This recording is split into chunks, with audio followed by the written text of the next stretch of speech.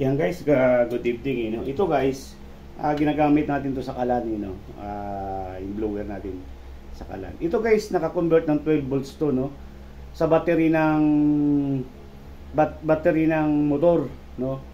Kasi yung sa sasakyan na 24 volts kasi yon, hindi niya kakayanin. Sa motor kaya to guys. Ayan guys, testing natin to. Ito guys, pangbahay natin 220, ito naka-convert siya ng 220, no. Yan, ipasok natin, buksan natin. Ayan guys, bukas na isa, bukas na yung hangin niya. Yan, pwede mo siyang hinaan, pwede mong lakasan, no?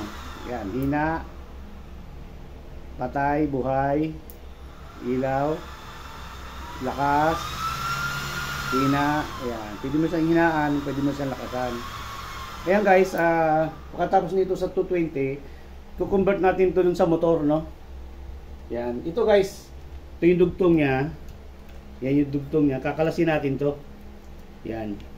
Idirekta natin to sa motor, no?